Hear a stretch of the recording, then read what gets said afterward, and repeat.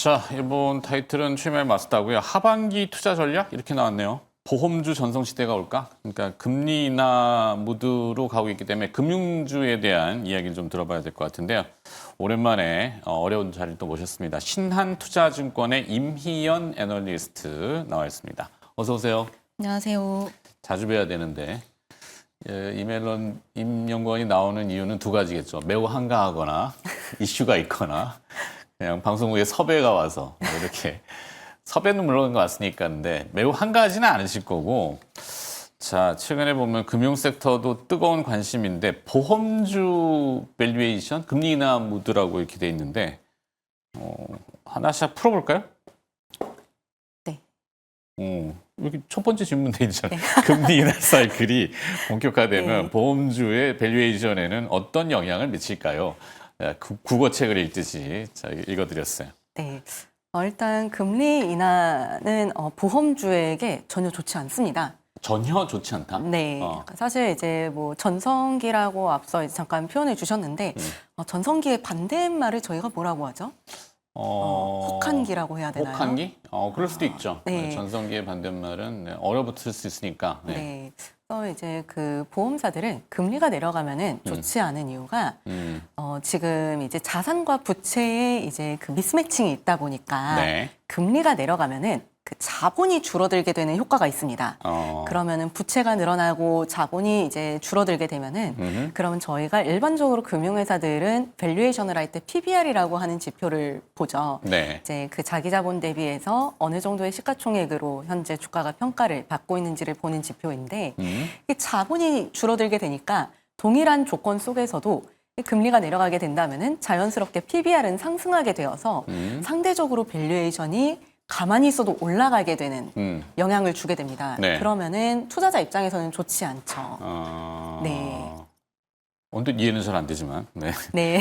듣다 보니까 네, 이게 뭐 사실 좋지 않은 이유를 뭐 조금 이제 뭐 업 자체로 조금 쉽게 설명을 드린다면 자산과 부채라 그러는데 자산은 일단은 보유한 자산일 거고 부채는 보험계약자들한테 잠재적으로 돌려줘야 되는 그것을 부채라고 표현해야 되나? 맞습니다. 그러니까 미래에 이제 지급해야 할 보험금을 현재 가치로 땡겨서 인식한 것이 보험 부채인데요. 네. 이거를 현재 가치로 계산을 한다는 것이 중요합니다. 왜냐하면은 현재 가치로 계산할 때 가장 그 저희가 중요한 변수가 할인율인데 네. 이 할인율이 금리가 금리가 내려가니까 금리가 내려가면은 이제 그 할인율이 낮아지니까 네. 부채가 늘어나게 되는 거죠. 이제 가만히 앉아 있어도. 네, 그럼 자산은 상수지만 부채가 늘어나기 때문에 자본이 변동을 하게 되는 그런 영향을 미치게 됩니다. 가만히 앉아 있어도 그냥 비싸져 버려는 현상 때문에 주주 입장에서는 그게 꼭 안 좋은 거야. 그러면 그거 밸류에이션을 따라서 주가가 이렇게 막 평가를 받으려고 움직이진 않나요? 예를 들어서 이제 뭐 PBR이 뭐 0.5배인 보험사가 있는데 네. 자연스럽게 예를 들어서 이게 뭐 자본이 줄어들어서 뭐 PBR이 0.6배가 되었다라고 한다면은 주주 입장에서는 내가 생각했었을 때 적정 주가 수준은 0.5배인데 이게 0.6배까지 갔으면 지금 이거는 좀 밸류에이션이 적합하지 않다라고 판단을 하고 팔 수 있는 계기가 되는 겁니다. 그 기관 투자자들이 됐던 아니면 포트폴리오에 담았던 외국인 투자자들이 됐던 그런 네. 수급들이 그렇게 이렇게, 될수 있죠. 오케이. 그다음에 두 번째. 상법 개정이 현재 진행 중이고 더 센 상법이 또 발의가 되고 뭐 하여튼 복잡하다는데요. 주주 환원과 배당에서 이 보험주의 매력은? 보험주는 사실 엄밀히 말씀드리면은 이런 그 주주환원과 관련돼서는 크게 영향이 없습니다. 왜냐하면은 지금 상장되어 있는 보험사들 중에 배당 가능 이익이 있어서 실제로 이런 부분들이 주주환원 정책에 영향을 미칠 수 있는 곳은 세 군데밖에 없거든요. 나머지 보험사들은 다 지금 배당 가능 이익이 없기 때문에 네. 연말에 주주환원 관련해서 불확실성이 있는 상황이라서 이게 뭐 상법 개정이라던가 뭐 여러 가지 지금 뭐 주주환원 관련해서 뭐 밸류업 이슈들 많은데 거기에 지금 뭐 해당이 되어서 좀 더 이제 적극적인 주주환원이 가능한 회사는 삼성생명, 삼성화재, 그리고 DB손해보험 이렇게 세 군데로 압축이 됩니다. 그래서 영향은 크지 보험사의 않죠. 이익이라면은 주로 뭐죠? 자산운용이 되는 그죠? 보험사의 이익은 크게 이제 두 가지로 나눠서 보실 수가 있으세요. 어떤 거죠? 보험 영업 이익이라고 해서 일반적으로 잘 아시는 것처럼 뭐 보험사가 보험 상품을 팔고 거기에 대해서 보험료를 수취를 하고 판매 수수료 같이. 네, 판매 수수료라기보다는 보험료가 들어오는 보험료? 거죠. 네, 그게 매출이 됩니다. 네. 그리고 여기에서 미래에 사고가 발생하면은 거기에 이제 보험금을 지급을 하고 말씀하신 판매 수수료는 비용으로 또 이제 사용을 하게 됩니다. 그리고 두 번째로는 투자 이익이라고 해서 네. 이게 말씀 주신 자산 운용 자산 손익인데 운용. 보험료가 들어와서 보험금으로 지급되는 데까지는 시차가 굉장히 길죠. 예를 들어서 암보험 가입하고 바로 다음 날에 암 진단이 나와서 보험금이 나가진 않을 테니까요. 그렇죠. 그럼 그 시차 동안에 이렇게 유입된 보험료를 잘 운용을 해서 이걸로 수익을 버는 것이 바로 그 투자 이익이라고 보시면 되시겠는데 네. 이 그래서 두 가지- 보통은 채권들을 많이 투자하고 금리 인하기엔 채권 가격이 올라가니까 자산이 아니라 뭐 투자의 그 이익까지 현실화는 안 시키겠구나. 그러니까. 네, 그러니까 이제 말씀 주신 것처럼 이제 보험사들의 그 운용 자산 중에 상당 부분이 채권 또는 이제 대출과 같이 금리에 민감한 자산들에 네. 좀 이제 투자가 많이 됩니다. 그런데 이게 금리가 내려가면은 이제 말씀하신 것처럼 채권의 이제 평가 손익이 늘어나기 때문에 이제 자산이 늘어나고 이제 자본도 늘어나는 효과가 나와야 되는데 네. 지금 보험사들은 자산과 부채가 미스매칭이 되어 있어요. 이게 듀레이션이 이게 기간. 부채가 더 길기 때문에 지금은 채권 쪽에 투자를 해도 자본 쪽에서 오히려 평가 손실이 더 큰 상황이라고 봐주시면 되시겠고요. 그리고 이제 중요한 부분은 이런 그 평가 손에 대한 부분은 네. 손익계산서에 인식이 되지 않습니다. 그래서 금리가 내려가면서 뭐 채권 평가 이익이 잡혔었을 때 실질적으로 손익에 미치는 영향은 굉장히 제한적인 편이고요. 네. 오히려 금리가 내려가면은 여기에 맞춰서 사실상 이제 쿠폰이 줄어드는 거잖아요. 보험사 입장에서 투자했었을 때 채권에서 벌어들일 수 있는 이자가 감소하는 거기 때문에 손익계산서상에서는 오히려 금리가 내려감에 따라서 그 신규 투자 이원이 낮아짐에 따라 보유 이원이 같이 하락하게 되는 모습이 나오기 때문에 썩 긍정적이지는 않다라고 해석을 하고 있습니다. 그래서 배당 여력이 높지 않다. 어, 일부 상위 탑3 빼놓고는 네. 전체가 다 막 일반적인 생각에 지금 뭐 상법 개정을 통해 갖고 주주환원 정책 하라, 뭐 배당 소득세 분리과세 해서 뭐 그럼 보험사도 돈 뭐 앉아서 많이 버는 것 같은데 배당 안 주네. 라고 네. 뭐 못 주네. 거죠. 네. 네, 돈이 이렇게 생각보다 많이 이익이 안 난다. 근데 거기에 정부가 추진 중인 정책이라고 해야 될까요? 정책 중에 보험 설계사의 수수료 체계 개편 이렇게 써 있는데 네. 이게 뭐죠? 네. 최근에 이제 보험 설계사들에게 지급하는 그 수수료에 대해서 여러 가지 개편안들이 나왔습니다. 네. 그 중에 하나가, 그동안에 이제 설계사들한테 어느 정도 좀 이제 그 업프론트 피 개념으로 계약 초기에 수수료를 좀 많이 주는 경향이 있었는데, 그렇죠.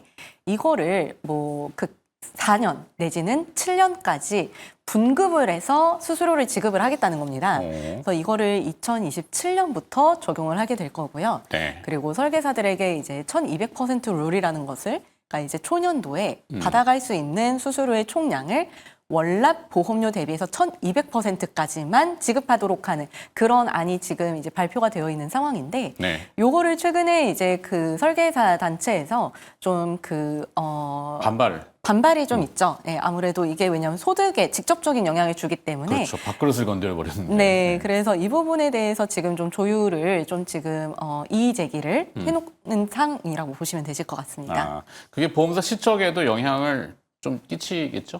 아무래도 이게 지금 예정되어 있는 것처럼 진행이 된다면은 그 말씀하신 것처럼 이게 소득이 줄어들게 되니까 그거에 맞춰서 미리 많이 팔아두면은 그러면 이제 이게 분납해서 들어오더라도 좀 이게 평탄화가 되잖아요. 네네. 그래서 이제 그 부분에 맞춰서 좀 설계사들이 공격적으로 한동안 영업을 하게 되고 거기에 맞춰서 보험사들의 비용 지출이 좀 증가하지 않을까 예상하고 있습니다. 뭐 아니 근데 가입을 많이 하고 또 뭐 인컴이 있으면 비용 지출을 감내하고 그래도 남을 수 있다라고도 할 수 있겠는데 애매하네요, 좀 이거는. 네.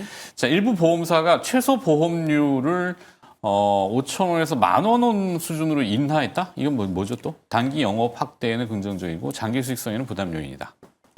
이게 뭐 정확히 말씀드리면은 그 보험을 가입하실 때 네. 그 보험료를 마음대로 정하실 수는 없습니다. 그렇죠. 뭐 보험료 한 달에 뭐 3,000원만 내고 뭐 7,000원만 내고 이렇게는 안 돼요. 내가 좀 여유가 있을 때는 조금 내고 아예 많이 내고 여유가 없을 때는 좀 줄였다 이렇게 할 수는 없는 거고. 그거는 애초에 계약에 안 되겠죠. 그거는 되지 않고요. 그렇죠. 그리고 보험사들이 마진을 기본적으로 확보하기 위해서 그 최저 보험료라는 거를 만들어 놨어요. 그래서 무조건 이제 월납 보험료는 예를 들면 뭐 15,000원 내지는 2만 원으로 보험을 가입하도록 설계가 되어 있는데 네. 최근에 그 보험 시장의 경쟁이 심화가 되면서 이 최저 보험료가 뭐 5,000원 내지는 10,000원까지 지금 이제 줄어 있는 상황입니다. 그래서 이러다 보면은 아무래도 이제 이게 뭐 장기 수익성에 뭐 악화 우려가 있지 않겠느냐라는 의도로 아마 그 질문을 주신 것 같아요. 근데 여기에 대해서 그냥 이제 뭐 일반적인 보험사들이 어떻게 이제 영업을 하는지를 제가 설명을 드린다면은 이게 스코어링이라는 게 있습니다. 스코어링? 네, 스코어링이라는 게 있고 이게 그러면은 이제 보험을 가입을 할 때 너무 이제 누가 봐도 보험금 청구가 너무 많을 것 같다라는 이제 그런 이제 그 판단이 되면은 너무 위험해 보이면은 보험사에서 이거를 심사를 할 때 요런 거를 더 이제 가입을 해야 된다. 보강해서. 네, 그렇게 이제 안내를 한다던가 그런 부분들이 있고요. 그리고 사실 우리나라가 고령화 사회에 진입을 했지 않습니까? 그렇죠. 저도 초고령화죠. 얼마 전에 뭐 반강제적으로 와이프가 치매 간병인 보험 뭐 개인사를 자꾸 얘기하는 거 같아 좀 그렇긴 합니다만 어쨌거나 생활 속에 살아가는 현상들이니까 맞습니다. 뭐 강아지 뭐 펫 보험도 관심은 있었지만 그건 별로 실효성이 없다고 꼼꼼히 따져보니까 이런 것 같고 비싸죠. 네, 그래서 치매 간병인 보험을 뭐 들어놨다고 하길래 네. 근데 잘했어 내가 이렇게 했죠. 잘하셨습니다. 잘한 거예요? 네. 이게 문제가 뭐냐면은 이게 고령화. 네, 고령화의 문제는 뭐 아마 최근에 느끼셨겠지만 뭐 몇 년 전에 보험 가입하셨을 때랑 이번에 보험 가입하셨을 때랑 네. 보험료 차이가 꽤 있으실 거예요. 비싸던데? 많이 비싸지셨을 거예요. 왜냐하면은 물가 상승 때문에? 물가 상승도 있고요. 그리고 나이가 들면은 들수록 자연스럽게 이게 위험 노출도가 높아지면은 가중치가 거기에 올라- 맞춰서 보험료가 올라갑니다. 나이 그래서- 들어간다는 얘기죠. 네, 그래서 이게 최저 보험료를 낮춰봤자 네. 어차피 딱 그 허들에 맞춰서 가입할 수 있는 가입자는 사실 실질적으로는 많지 않을 겁니다. 그렇기 때문에 이게 뭐 크게 저는 펀더멘털에 미치는 영향은 좀 제한적일 거라고 보고 있고요. 네. 저도 뭐 개인적으로 말씀드린다면 저도 최근에 이 간병인 보험을 가입을 했어요. 네. 그러니까 빨리 결혼하라니까. 위험한 짓이지만 그래도 해야 되지 않을까 싶긴 한데. 아니, 그쵸. 뭐 그거야 뭐 선택의 영역이니까. 간병인 보험은 좋은 것 같습니다. 뭐 네. 이걸 뭐 제가 뭐 홍보를 한다거나 그런 건 아닌데. 당연하죠. 네, 보험번호 앵커님께서 나오신 거 아니잖아요. 가입하셨다고 하셔서 네. 그러게 요즘 뭐 의외로 이제 뭐 사실 경기 상황이 안 좋을 때는 가장 먼저 해약하는 게 보험이기도 하고 맞습니다. 거기까지 가면은 진짜 경기가 안 좋다라고도 얘기하는데 물론 경기 지금 굉장히 안 좋죠. 근데 또 뭔가 불안하고 고령화되다 보니까 상품들이 나오면은 관심을 두게 되어 있는데 그게 이제 보험사의 전략일 수도 있고 어떨까요? 요즘 많이 상품들이 나오는 것이 효과적인 그 실적으로 반영이 될 수 있을 거라고 파악이 되시나요? 최근에 나온 상품들은 굉장히 그 실적에 긍정적인 영향을 주고 있습니다. 근데 이게 뭐 보험사가 뭐 이제 상품을 많이 팔았고 이게 잘 판 거다라고 설명을 드리면 가입자분들께서는 역으로 그럼 내가 호구된 거야? 네, 뭐 그렇게 이제 판단을 하실 수도 있으세요. 그런데 그렇죠. 보험사들의 전략이 옛날하고는 되게 많이 달라졌습니다. 옛날에는 이제 말씀하신 것처럼 좀 이제 보험료 많이 이제 불필요한 거에 대해서도 받고 보험금은 좀 덜 주고 하는 그런 경향들이 아마 옛날에는 좀 있었던 걸로 제가 듣기는 했는데 이전에는 네, 근데 최근에는 이제 이런 부분들이 되게 많이 좋아지고 있어요. 왜냐하면은 그 보험이라는 상품에 대한 신뢰도 자체가 우리나라에서는 일반적인 다른 금융상품 대비해서 너무 낮아졌어요. 그래서 보험사들이 굉장히 많이 이제 이런 부분들에 대해서 내부적으로 검토를 했고. 이미지가 안 좋았던 것들을 좀 개선하고 있구나. 네, 어차피 왜냐면 이걸 개선하지 않으면은 원래도 이게 보험 수요가 많지 않은데 더 없어지다 보니까 그렇죠. 소비자들에게 굉장히 좋은 상품들을 많이 이제 제공을 하기 시작을 했고 그 일례로 이제 말씀을 드리면은 뭐 예를 들어서 암에 걸렸었을 때 단 한 번만 보험금을 주고 끝나는 게 아니라 네. 다 나을 때까지 반복적으로 보장을 해주는 이런 상품들도 이제 나오기 시작을 했습니다. 소비자의 구미를 많이 현혹하겠네요. 그리고 뭐 예를 들면은 뭐 병원에 가야 되는데 병원 예약하기도 힘들고 같이 뭐 동행해줄 뭐 가족도 여의치 않다라고 하면은 그 병원 예약도 대신 해주고 대학병원에 그리고 이제 동행 서비스까지 제공을 해주는 그런 굉장히 포괄적인 그런 이제 서비스들도 이제는 보험사들이 디테일이 제공합니다. 강해졌네요. 네, 그래서 뭐 옛날처럼 이제 뭐 보험사가 이제 좋은 거를 판다고 했었을 때, 나중에 또 받으려고 하니까 뭐 때문에 이거 안 돼요. 본인 사인 안 돼서 물론 이제 요즘 그런 절차들이 또 복잡해졌지만 분쟁의 소지를 줄여놓은 거잖아요. 네. 근데 이제 아주 디테일하게 보험사들이 잘 꼼꼼히 이렇게 잘 하고 있다. 뭐 이 정도? 네, 불완전 판매도 많이 줄었고. 오케이. 전반적으로 이제 소비자들에게 굉장히 좋은 상품들이 많이 나왔다 보시면 됩니다. 자, 그러면 하반기 이제 뭐 4분기 접어드는데 보험 섹터에 대한 호재 그리고 또 추가적인 리스크 요인이라고 해야 될까? 요거 구분해 본다면 어떻게 할까요? 네, 일단 뭐 안 좋은 것부터 말씀을 드릴게요. 그래야죠. 리스크 요인은 당연히 실적이죠. 보험사들의 실적이 최근에 좋지 않습니다. 그 배경은 이제 받은 보험료보다 나가는 보험금들이 너무 많아요. 근데 이게 뭐 보험료 인상을 예를 들면 자동차 보험 같은 경우에는 4년 반째 못 하고 있어요. 받지를 못해요, 추가로? 보험료 인상을 못해요. 아, 인상을? 네, 보험료, 뭐 최근에 아마 자동차 보험 갱신하실 때 보시면 계속 보험료가 많이 좀 계속 싸진 걸 아마 체감을 하셨을 텐데요. 환급해주고 그러더라고요. 네, 마일리지 환급도 많이 해주죠. 네. 그래서 이제 이쪽에서 이제 그 손해율이 많이 올라가고 있는 부분이 있고, 그리고 이제 그 계절적으로 상반기 대비해서 하반기는 손해율이 많이 올라갑니다. 그게 왜냐면은 이제 계절성 때문에 계절성이죠. 그리고 비 많이 오고 맞아요. 침수 그다음에 막 동절기에 막 이런 거 사고. 네, 그런 부분들 때문에 아무래도 그 실적에 대한 그 부담이 지금 하반기에는 좀 남아 있는 상황이고요. 이게 지금은 가장 큰 리스크 요인이고, 오케이. 그리고 이제 호재라고 한다면은 앞서 이제 잠깐 말씀 주셨었던 이제 뭐 규제에 대한 부분이 좀 완화가 될 수 있는 가능성이 높아지고 있습니다. 그래서 제가 처음에 이제 보험사들이 배당 가능 이익이 지금 없는 곳들이 굉장히 많다라고 말씀을 드렸는데 이 해약 환급금 준비금이라고 하는 제도가 만약에 개선이 된다면은 배당 가능 이익이 회복이 될 수 있는 가능성이 굉장히 높아요. 이렇게 되면은 배당이 안 나올 것으로 예상되던 보험사들이 배당을 재개할 수도 있고요. 뭐 최악의 상황에서도 그 배당 재개 시점을 저희가 굉장히 이제 먼 미래로 예상을 하고 있었지만 그 시점이 굉장히 많이 앞당겨질 수도 있다라고 보시면 되실 것 같습니다. 알겠습니다. 자, 마무리해야 됩니다. 그래서 선택, 집중. 네. 어떤 보험사? 네.